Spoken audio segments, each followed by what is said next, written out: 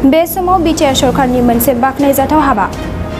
BTR सरकारा उसु गेलेगिरि बर'नि फिसा सानमा ब्रह्मनि नखराव राङारि अनसुंथाइ होदों। भारतनि सासे गोख्रों उसु गेलेगिरि बर'नि फिसा सानमा ब्रह्मआ फैगौ 7 जुलाइआव USA आव जानो गोनां वर्ल्ड गेमआव भारतनि जानानै गेलेनो थाखाय सायख'जाबाय। मख'नो गोनांदि भारत हादरनिफ्राय बे जानो गोनां वर्ल्ड गेमआव उसु गेलेगिरि हिसाबै गिबि खेब बर'नि फिसा सानमा ब्रह्मआ गेलेगिरि हिसाबै सायख'जानाया दुलाराय बर' हारिजों लोगोसे दुलाराय भारत हादरनि मोनसे जोबोद गोग्गाथावना बाथ्रा। आथिखालाव BTR सरकारा खेला गेलेग्रा गेलेगिरिफोरखौ जा हायो एसे हानायसेबां मदद होबोबाय थानाय बादिनो प्रमद बर' दैदेननाय BTR सरकारनि बिथोन बादियै दिनै क'क्राझार जिल्ला UPPL दोलोआ क'क्राझार जिल्ला हालादल गामियाव थानाय गोख्रों उसु गेलेगिरि सानमा ब्रह्मनि नखराव थांनानै सानमा ब्रह्मनि बिफा राकेश ब्रह्मखौ लोगो हमहैना 40,000 राङारि मदद गथायहैनाय जादों। मिडियानि नोंथांमोननिसिम आंनि गोसो गोरबोनिफ्राय गाहाम हामलायनाय जासिहरग्रोनाय जाहैबाय जे दिनै जोबोद गोग्गाथाव आरो गोजोनथाव मोनसे खौरां। जोंनिनो दिनै क'क्राझार डिस्ट्रिक्टनि हालवादल गामिनि दिनै राकेश ब्रह्मनि फिसाला सानमा ब्रह्म बिथाङा दिनै उसु सासे गेलेगिरि। बिथाङा 2019 आव चाइनायाव मोनसे क्वालिफाइं जे गेम्स जादोंमोन बाव दिनै क्वालिफाइड जानानै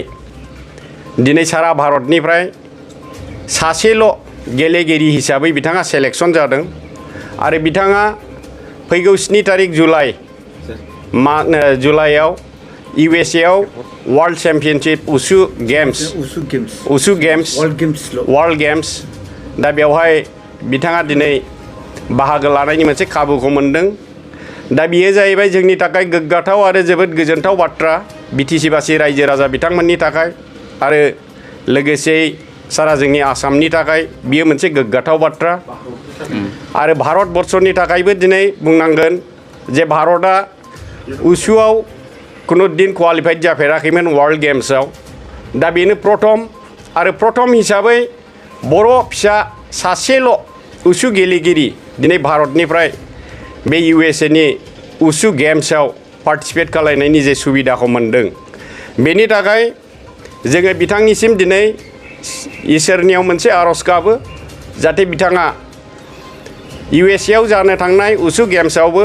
चेम्पियनशिप जाबोनानै जोंनि BTC हालामनि थाखाय मोनसे गोग्गानाय आरो जोंनि मोनसे जे आसामनि थाखाय गोग्गानायखौ लानानै फैनो हायो आरो लोगोसे भारत बर्षनि मोनसे नामखौ लाखिनो हायो। बेनि थाखाय बिथांनिसिम जोङो मोनसे आसा थिनाय थाबाय आरो दिनै गार्जेन बिथाङाबो दिनै न'खर हिसाबै बिथाङा गोबां खस्थ'जों सोलिदों जों नुफैदों। दा बे हिसाबै बिथाङा दिनैहाय गोबां खस्थ'नि गेजेरजोंबाबो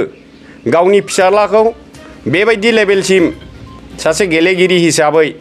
गेलेहोनानै मोनसे उत्साह जे होबाय थानायनि गेजेरजों दिनै बिथांखौ बे पर्यायसिम लाबोनो हानायनि थाखाय बिथांनिसिमबो जोङो दिनै क'क्राझार जिल्ला UPPL नि जानानै जोङो बिथांनिसिमबो खर' गंग्लायै खुलुमनाय जासिहरबाय। बिदिनो जोंनिफ्राय उसुजों लोगोसे गुबुन गेलेनायावबो दिनै बेबायदि गेलेगिरि ओंखारलांबाय थागोन जोङो आसा खालायदों। बावैसो सिगांबो जोंहा बेबायदिनो थिग इन्डियायावनो नेशनेल वमेन फुटबल टीमाव खाग्राबारिनि अपुर्णा नार्जारी बिथाङाबो दिनै नेशनेल टीमाव हाबबाय हिसाबै दिनै बिथांनि गेजेरजोंबाबो जोंहा दिनै आसाम आरो दिनै क'क्राझारनि नामा मोनसे गोजौ फारसे थांगासिनो दङ। आसा खालायदों बेबायदिनो गोबां गेलेगिरिफ्रा बेनि गेजेरजोंनो मोनसे उत्साह मोनगोन बेखौ आसा खालायनाय जायो। दिनै बिथांनि न'खराव फैनानै जोङो गोबांथार हायाब्लाबो दिनै UPPL जोङो क'क्राझार जिल्ला जानानै चिफ सारजों जोङो रायलायनायनि गेजेरजों जोङो दिनै चिफ सारा क'क्राझार जिल्ला UPPL नि गेजेरजों 40,000 रां मोनसे अनसुंथाइ होदों। दा बेखौनो जोङो बिथांनि न'खराव फैनानै गथायफैनाय जादों। गोजोननायखौ बावहरग्रोनाय जाबाय। लोगोसे नुजाफैदों दिनै क'क्राझार डिस्ट्रिक्ट UPPL दोलोनिफ्राय आंनिसिम खबर लाफैदों। आं बेवहाय जोबोद गोजोननाय मोनदों। माबायदि गोजोननाय मोनदों आदा नोंथाङा दिनै जे BTR सोरखार प्रमद बर'आ दिनै क'क्राझार जिल्ला UPPL नि गेजेरजों नोंथांनि फिसालानि जे एसे जाफ्लाय आरो जाफुंसारनो हाबावनांगौनि थाखाय मोनसे अनथोब गथायफैदों मा फिल खालामो दा आं दा जोबोद गोजोननाय मोनदों सिगाङाव जानाखि आङो सिगाङावबो दा आवगोलनि जानाखि सरकार दङमोन एसेबां अनसुंथाइ मोनाखैमोन आं दिनै गोदान सरकार जानाखि एलायन्स हिसाबै जयै दङ दा जयखौनाखि परिबर्तन होननानै बुंदों बे परिबर्तन हिसाबै माने आं दिनै आंनि बेक्तिगत आं बेखौनो बुंनो लुगैयो दिनै UPPL लासैनो खामानिखौ मावगासिनो दङ आरो दिनै जे आंनिसिम बेयाव खबर लाफैदों आंनि गथ'नि थाखाय आं बेवहाय बिराद गोजोननाय मोनदों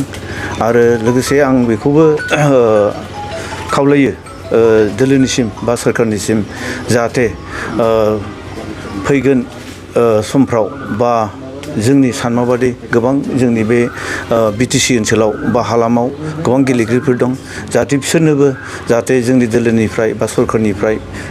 खबर लानानै बा मोजाङै सालिजारि खालामनानै जाहाथे बिसोरनोबो मोजाङै सार्जारि खालामनानै बा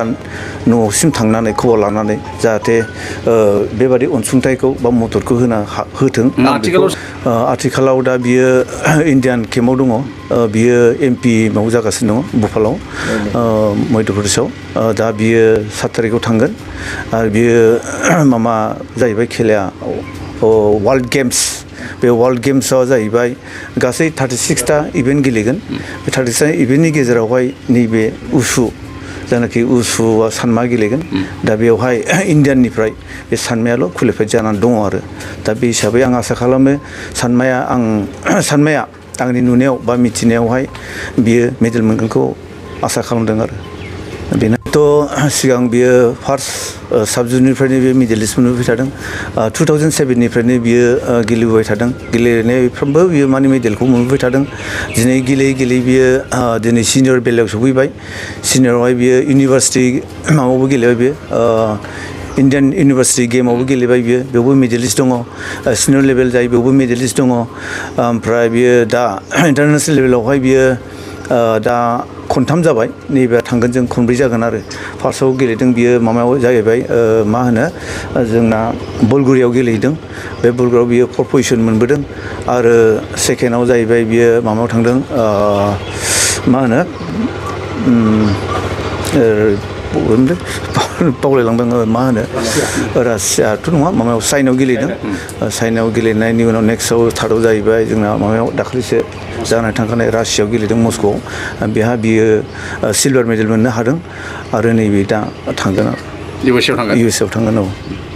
मोननायखौ आसा खालामदों जानाखि आंबो खबर लाहरबाय थायो केम्पआवहाय कचफ्रा मोजां माबाखौ बुंदों माने मेडेलखौ मोनगोनखौ आसा खालामदों आरो माने ट्राइसिटखौबो आं नायदों ट्राइसिटआबो अलरेडि मोनखाबाय आं बे ट्राइसिटफोरखौ नायनानै माने बियो मेडेलखौ मोनगोन आरो आंथ' दा फ्राय जेबो मावानो जाहैबाय आं दा खस्थ' मस्थ'यै सोलियो बेनो आरो न'आव एसे एनै हा दङ बिगा 3 बिगासो बेखौ मावो आरो ओमफ्राय बिदिनो दा ओरैनो पार्टियाव हाबनानै दङ आरो दाखौ आं बिदिनो खुरमा बागिफोरनाव एसे एनै जेनेबा हावलदै सोरनावबा लाबाय माबाय सोरनावबा एखमबा थाङो जों दा जानाखि गोदान सरकारफोर दङ बेनाव एसे थाङो आङो हरो लरेन्स सारनावबो आं थांखांबाय बेबो हरदों थारमाने बिनाय मानिखौ बियो हरदों आरो एसे एनैखौ फुरा नङाब्ला सोलिगासिनो दं आरो सानमार ब्रह्মৰ দেউতাক অৰ্থাৎ ৰাকেশ ব্ৰহ্ম ডাঙৰীয়াক আমাৰ UPPL দলৰ ফালৰ পৰা অভিনন্দন তথা শুভেচ্ছা জনাইছোঁ তেখেত এজন আপোনালোকে গমেই পাইছে ইতিমধ্যে দৰিদ্ৰ পৰিয়ালৰ সন্তান আমাৰ সানমাৰ ব্ৰহ্ম তেখেত আজি ইণ্টাৰনেশ্যনেল নেশ্যনেল বহুত এনেকুৱা ইভেণ্টত তেখেতে পদক লৈ আহিবলৈ সক্ষম হৈছে এয়া আমাৰ BTR বাকীৰ কাৰণে খুব গৌৰৱৰ বিষয় এতিয়া কথাটো হৈছে কি তেখেত যিটো ইভেণ্টত অৰ্থাৎ ইউচু ইভেণ্টত ইণ্ডিয়াৰ ভিতৰতে প্ৰথম কোৱালিফাইড কৰিছে এইটো আমাৰ কাৰণে খুবেই গৌৰৱৰ বিষয় এতিয়া কেৱল BTR বুলি নহয় অসম বুলি নহয় গোটেই ভাৰতবৰ্ষৰ কাৰণে গৌৰৱৰ বিষয় প্ৰথম এইবাৰ কোৱালিফাইড কৰিল তাৰ কাৰণে আমি বিশেষকৈ অভিনন্দন জনাইছোঁ আমাৰ সানমাৰ ব্ৰহ্মৰ দেউতাক ৰাকেশ ব্ৰহ্ম ডাঙৰীয়াক তেখেত অশেষ কষ্ট কৰি পেলাই নিজৰ সন্তানক সুযোগ্য এজন খেলুৱৈ হিচাপে প্ৰতিষ্ঠা কৰিব পাৰিছে গতিকে তেখেতৰ যি নাকি আৰ্থিক দৈন্যতা এই আৰ্থিক দৈন্যতাৰ প্ৰতি লক্ষ্য ৰাখি আমি জিলা UPPL দলে